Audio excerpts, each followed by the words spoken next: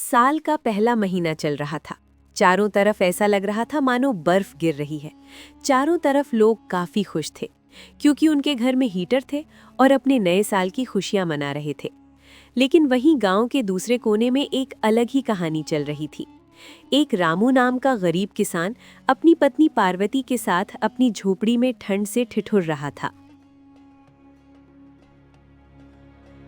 पार्वती, लगता है भगवान इस साल ही हमें उठा लेगा। इतनी ज्यादा सर्दी तो पहले कभी नहीं पड़ी। हे भगवान, मेरे खेतों का भी हाल बुरा हो रखा है। कहीं इस ठंड से मेरी पूरी फसल बर्फ न बन जाए। चूल्हे की आग के पास बैठी पार्वती अपने आप को गर्म करते हुए अपने पति से बोली, जी आप कहे तो सही ही रहे हैं, पर अब हम कर भी क्या सकते हैं।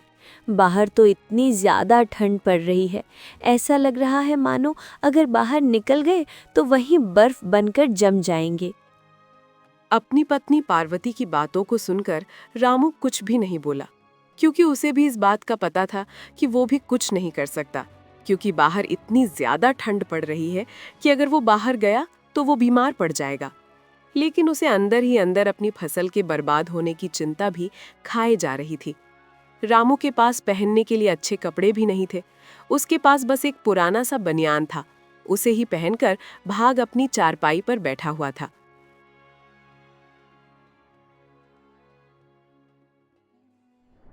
बाहर दिन ब दिन ठंड का कहर और भी ज्यादा बढ़ता जा रहा था। रात गहराती जा रही थी। गांव की गलियों में सन्नाटा ऐसा था कि हवा की सरसराहट भी किसी चीख जैसी सुनाई देती थी।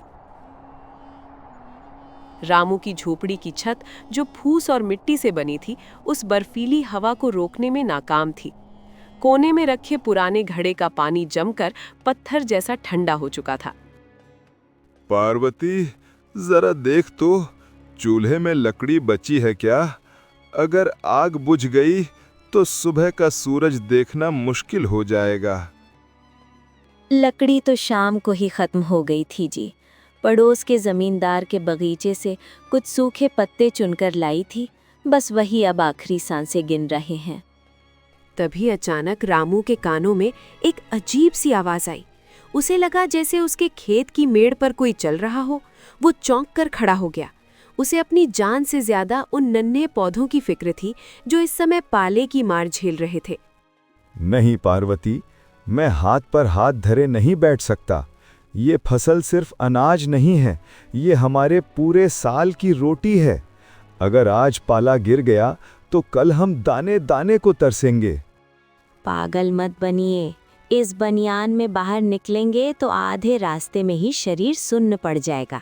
कम से कम सूरज निकलने का इंतजार तो कीजिए। सूरज जब तक निकलेगा तब तक फसल की अर्थी उठ चुकी होगी पार्वती। किसान का सूरज तो उसकी फसल ही होती है। अगर वही बुझ गई तो उजाले का क्या करूंगा? रामू ने अपनी पत्नी की बात अनसुनी कर दी। उसने कोने में पड़ी एक पुरानी लाठी उठाई और झोपड़ी का दरवाजा खोला। दरवाजा खुलते ही मानो मौत की ठंडी लहर अंदर घुस आई। पार्वती उसे रोकती रह गई, लेकिन रामू अंधेरे और कोहरे की चादर में गायब हो गया।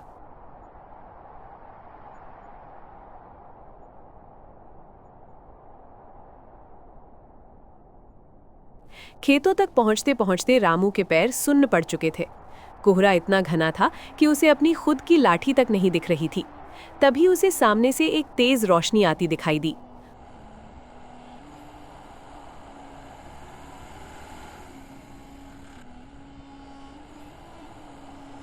वो गांव के अमीर किसान मुखिया जी की जीप थी।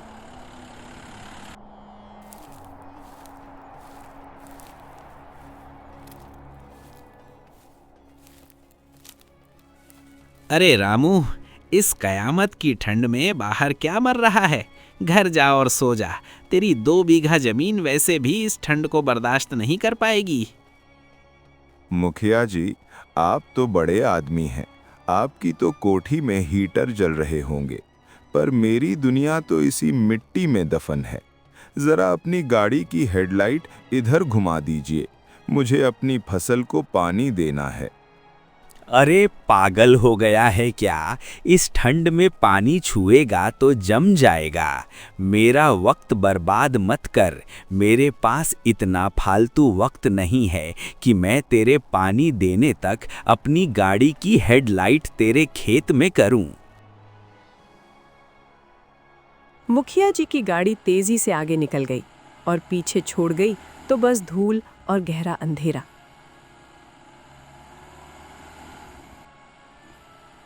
रामू अकेला रह गया, पर उसने हार नहीं मानी। मुखिया जी की गाड़ी की रोशनी ओझल होते ही अंधेरा और भी घना हो गया। रामू के पास अब न रोशनी थी और न ही गर्मी, बस उसकी अंतरात्मा की आवाज थी जो उसे रुकने नहीं दे रही थी। उसने कुएं से पानी खींचना शुरू किया।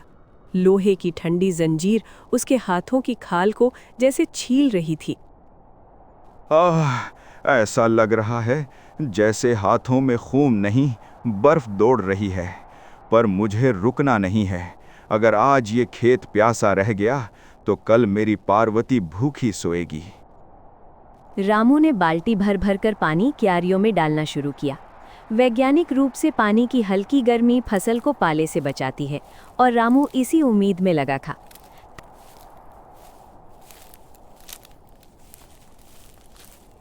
तभी अचानक उसके पैर फिसले और वो ठंडे कीचड़ में गिर पड़ा। हे भगवान, ये क्या परीक्षा ले रहे हो? पहले ही बदन पर कपड़े नहीं हैं, अब तो ये कीचड़ भी बर्फ जैसा लग रहा है। क्या एक गरीब की मेहनत की कोई कीमत नहीं?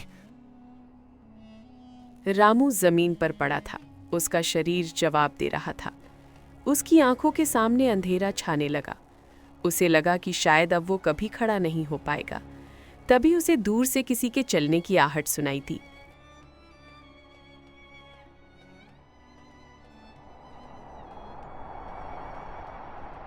उधर झोपड़ी में पार्वती का हाल बेहाल था। रामू को गए 1 घंटा बीत चुका था। पार्वती से अब रहा नहीं गया।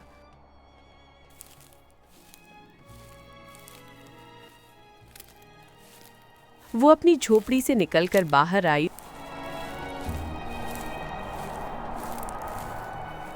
और अपने एक पड़ोसी के घर पर गई। उसने पड़ोसी सुखिया के घर का दरवाजा खटखटाया। सुखिया भाई, ओह सुखिया भाई, जरा दरवाजा खोलिए, मुझे आपकी मदद की जरूरत है। सुखिया भाई, दरवाजा खोलिए। कौन है इस आधी रात को? चैन से सोने भी नहीं देते। इतनी रात को क्या काम पड़ गया? इस ठंड में लोग आराम से सोने भी नहीं देते। दिख नहीं रहा क्या इतना ठंड का कहर पड़ा हुआ है? भाई, मैं पार्वती हूँ। रामू खेत पर गए हैं अकेले। इतनी ठंड है कि इंसान तो क्या, जानवर भी बाहर न निकले। जरा मेरे साथ चलिए, उन्हें घर ले आइए। पागल हुई है क्या पार्वती? बाहर देख रही है, कोहरा इतना है कि रास्ता नहीं दिख रहा। और रामू को किसने कहा था इस वक्त खेत पर जाने को? अपनी जान प्यारी नहीं है तो हम क्या करें? जाओ यहाँ से, मुझे सोने दो। मुझे तो अपनी जान प्यारी है, मैं इस ठंड में बाहर नहीं निकल सकता। इतनी जोर की ठंड पड़ रही है कि बाहर निकलते इंसान जम जाए। और रामू खेत में चला गया, मैं नहीं आ रहा। सुखिया ने मुंह पर दरवाजा बंद कर दिया। पार्वती गांव की उस सूनी सड़क पर अकेली खड़ी थी। उसने देखा कि हर घर का दरवाजा बंद था। लोग अपने घरों में गर्म कंबलों में दुबके थे और एक किसान अपनी और सबकी भूख मिटाने के लिए मौत से लड़ रहा था।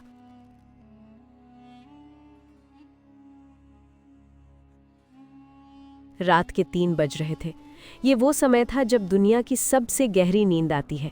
लेकिन रामपुर के खेतों में मौत और जिंदगी के बीच एक खामोश जंग जारी थी। अभी तक सिर्फ सूखी ठंड और कोहरा था, लेकिन अचानक मौसम ने एक ऐसा करवट बदला जिसकी कल्पना रामू ने भी नहीं की थी।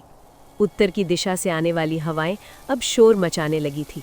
पेड़ों की सूखी टहनियां आपस में टकराकर ऐसी आवाजें निकाल रही थी मानो कोई कंकाल नाच रहा हो। आसमान जो अब तक कोहरे की चादर में लिपटा था, अचानक और भी काला हो गया। और फिर शुरू हुआ वो कहर जिसने रामू की रीढ़ की हड्डी तक कपा दी, बर्फीली बारिश। नहीं, हे भगवान, ये नहीं। ठंड कम थी क्या जो अब तूने ये बारिश भी भेज दी? ये बूंदे नहीं है, ये तो पिघला हुआ लोहा है जो मेरे बदन को जला रहा है। बारिश की बूंदें जब रामू के उस पुराने फटे हुए बनियान पर गिरी तो वो कुछ ही सेकंड में पूरी तरह भीग गया। हवा के झोंके जब उस गीले बदन से टकराते तो रामू को ऐसा लगता जैसे कोई हजारों सुइयां एक साथ उसके सीने में चुभ रहा हो। उसके पैरों के नीचे की मिट्टी अब कीचड़ बन चुकी थी। हर कदम उठाना एक पहाड़ चढ़ने जैसा भारी हो गया था।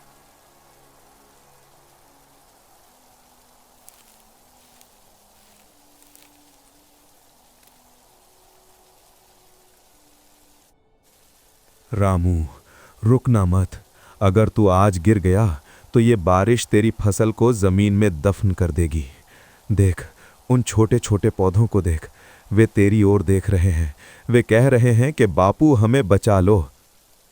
रामू के हाथ अब इतने सुन्न हो चुके थे कि उसे महसूस ही नहीं हो रहा था कि उसने बाल्टी पकड़ी है या नहीं। उसके हाथों की उंगलियां टेढ़ी होने लगी थीं। वो बार बार अपने हाथों को अपने मुंह के पास ले जाता और गर्म फूंक मारकर उनमें जान फूंकने की कोशिश करता, लेकिन बाहर की ठंड इतनी हावी थी कि उसकी सांसें भी ठंडी पड़ रही थी।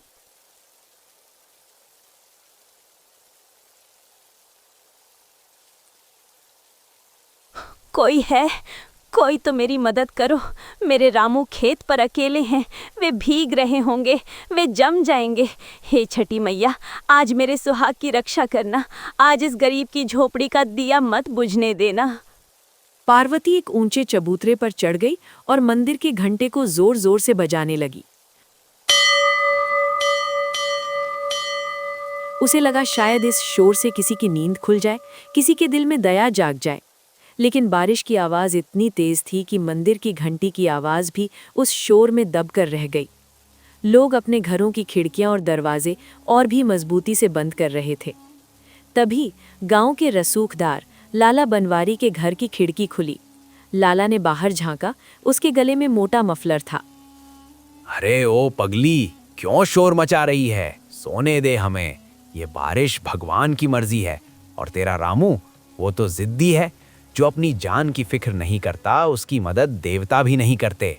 घर जा और चुपचाप बैठ जा।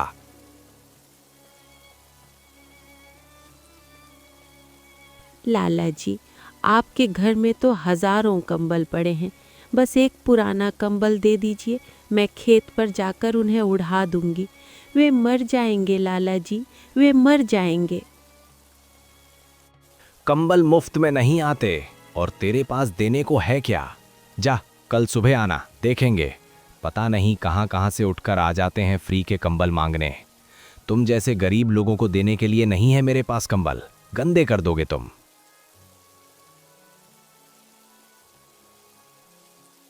इधर खेत पर रामू की हालत और भी बिगड़ गई थी। बारिश के साथ साथ अब छोटे छोटे ओले भी गिरने लगे थे। रामू अपनी फसल को बचाने के लिए पागलों की तरह इधर उधर भाग रहा था।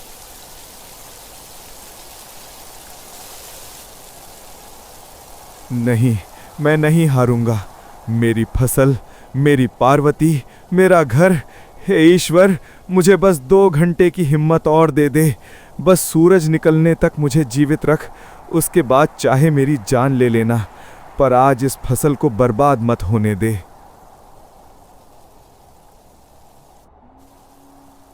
रामू का पैर एक गड्ढे में फंस गया और वो जोर से जमीन पर गिरा। उसका सिर एक पत्थर से टकराया। खून की एक पतली धारा उसके माथे से निकली, लेकिन वो लाल खून भी उस बर्फीली बारिश में तुरंत ठंडा पड़ गया। रामू की आंखें धीरे धीरे बंद होने लगी। उसे धुंधला सा दिखाई दे रहा था। उसे लगा जैसे उसकी फसल के नन्हे पौधे अब बड़े हो गए हैं और उसे चारों तरफ से घेर कर गर्मी दे रहे हैं। ये मौत से पहले का वो सुकून था जो अक्सर इंसान को जमने से ठीक पहले महसूस होता है। क्या रामू इस काली और बर्फीली रात से बाहर निकल पाएगा? क्या पार्वती की प्रार्थनाएं बादलों को चीरकर भगवान तक पहुंचेंगी? रात का चौथा पहर शुरू हो चुका था। बारिश अब हल्की फुहार में बदल गई थी, लेकिन हवा की रफ्तार पहले से कहीं ज्यादा तेज और कटीली हो गई थी। खेत की मेड़ पर रामू अधमरी हालत में पड़ा था। उसका शरीर ठंडा पड़ चुका था और होश धीरे धीरे उसका साथ छोड़ रहे थे। कोहरे की चादर इतनी मोटी थी कि कुछ ही दूरी पर क्या है ये देख पाना नामुमकिन था। तभी कोहरे को चीरती हुई एक मशाल की मध्यम रोशनी खेत की ओर बढ़ती दिखाई दी। वो कोई मसीहा नहीं था, वो था जमींदार कुबेर सिंह।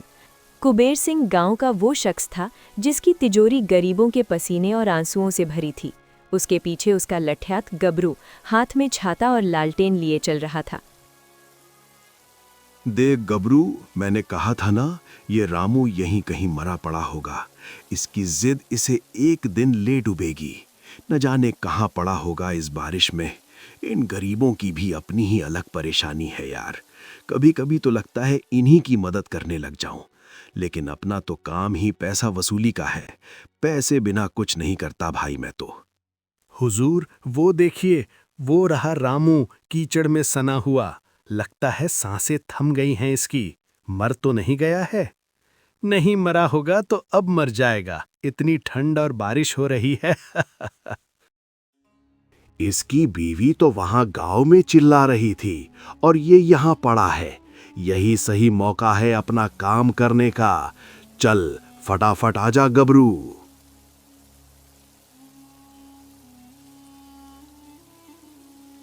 कुबेर सिंह रामू के पास जाकर खड़ा हो गया। उसने अपनी छड़ी से रामू के कंधे को हिलाया।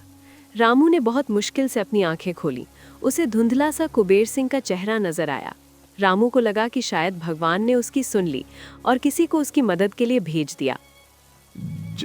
जमींदार साहब, आप, भगवान आपका भला करे। मुझे लगा मैं आज मर जाऊंगा। मेरी फसल देखिए, ओलों ने इसे बहुत चोट पहुंचाई है। फसल की चिंता छोड़ रामू, अपनी जान की फिक्र कर। इस हालत में तू सुबह तक नहीं बचेगा। देख, मैं तेरे लिए अपनी कोठी से गर्म शाल और कीमती दवा लाया हूं। और देख, गबरू के हाथ में गर्म दूध का लोटा भी है। सचमुच साहब, आप तो देवता निकले। मुझे लगा था आप गरीबों से नफरत करते हैं। मुझे माफ कर दीजिए, मैंने आपके बारे में शायद गलत सोच लिया था। नफरत कैसी रामू, हम तो तेरे हमदर्द हैं। बस एक छोटी सी रस्म है। तू जानता है, इस दुनिया में मुफ्त में तो मौत भी नहीं मिलती। तू बस इस कोरे कागज पर अपने अंगूठे का निशान दे दे। इसमें लिखा है कि तूने अपनी इस 2 बीघे जमीन की रखवाली का जिम्मा मुझे सौंप दिया है। बदले में मैं तुझे अभी शहर के अस्पताल ले जाऊंगा और तेरी पत्नी को सोने की मोहरें दूंगा। रामू का दिमाग सुन्न था, लेकिन जमीन शब्द सुनते ही उसके कानों में जैसे बिजली कौंधी। ये वही जमीन थी जिसे उसके बाप दादाओं ने अपने खून से सींचा था। ये वही मिट्टी थी जिसे रामू अपनी माँ मानता था। वो समझ गया कि कुबेर सिंह उसकी मौत का सौदा करने नहीं, बल्कि उसकी जिंदगी की आखिरी पूंजी लूटने आया है। नहीं साहब, ये नहीं हो सकता। ये जमीन मेरी नहीं, मेरे आने वाले बच्चों की उम्मीद है। आप मेरी जान ले लीजिए, पर मेरा अंगूठा इस कागज पर नहीं लगेगा। बेवकूफ किसान, देख अपनी हालत। तेरे जिस्म पर मांस नहीं बचा है। हड्डियां ठंड से चटक रही हैं। अगर तू अभी मर गया तो ये जमीन वैसे भी लावारिस हो जाएगी और मैं इसे कब्जा लूंगा। अभी साइन कर देगा तो कम से कम तेरी पत्नी पार्वती तो चैन से जी सकेगी। सोच, क्या तू उसे भी इसी गरीबी और ठंड में तड़पते हुए मरते देखना चाहता है? कुबेर सिंह का एक एक शब्द रामू के कलेजे को चीर रहा था। एक तरफ उसकी ममतामयी जमीन थी और दूसरी तरफ उसकी पत्नी पार्वती का चेहरा। उसे याद आया कि कैसे पार्वती ने अपनी शादी का आखिरी गहना भी उसकी फसल के बीज खरीदने के लिए बेच दिया था। वो दुविधा के ऐसे भंवर में फंसा था जहां हर रास्ता तबाही की ओर जाता था। ज्यादा सोच मत रामू, अंगूठा लगा, वरना हम तुझे इसी कीचड़ में दबा देंगे और किसी को पता भी नहीं चलेगा।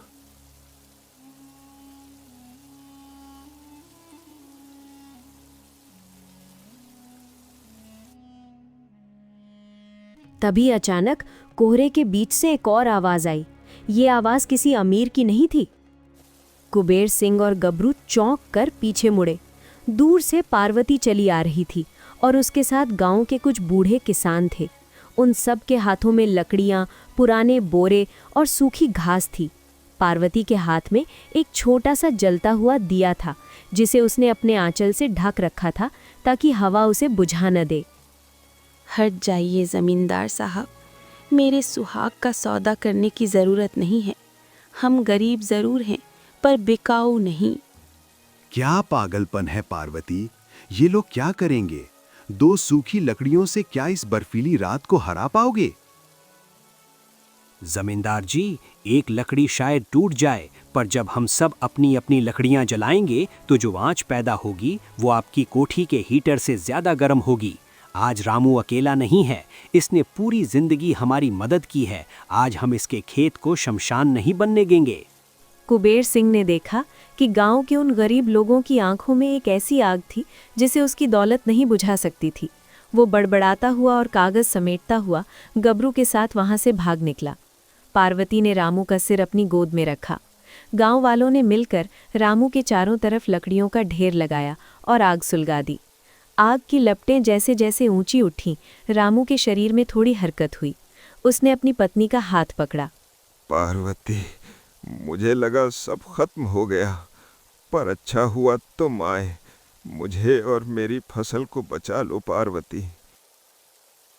अभी तो शुरुआत है जी, देखिए सूरज निकलने वाला है। रात का अंतिम पहर अब अपनी विदाई ले रहा था। आकाश का वो गहरा स्याह रंग अब धीरे धीरे मटमैले स्लेटी रंग में बदल रहा था। बर्फीली बारिश थम चुकी थी, लेकिन हवाओं में अभी भी वो पैनापन था जो हड्डियों को चीर दे। रामू के खेत के चारों ओर गांव वालों द्वारा जलाई गई वो आग अब शांत हो चली थी, लेकिन उसकी राख से अभी भी गर्माहट की लपटें निकल रही थीं।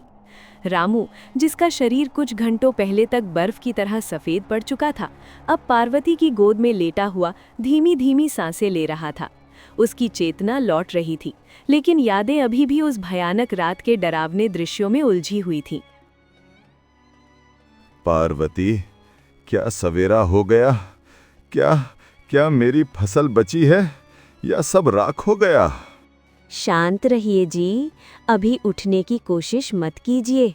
पूरा गांव यहीं खड़ा है। रात भर सबने बारी बारी से आग सुलगाई है। देखिए, आपकी मेहनत रंग लाई है। रामू ने अपनी कांपती हुई कोहनियों के बल पर खुद को थोड़ा ऊपर उठाया।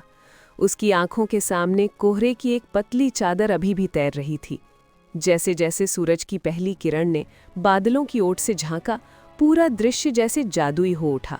खेत के वे नन्हे पौधे जो रात भर बर्फीले ओलों और पानी की मार झेल रहे थे, वे मरे नहीं थे।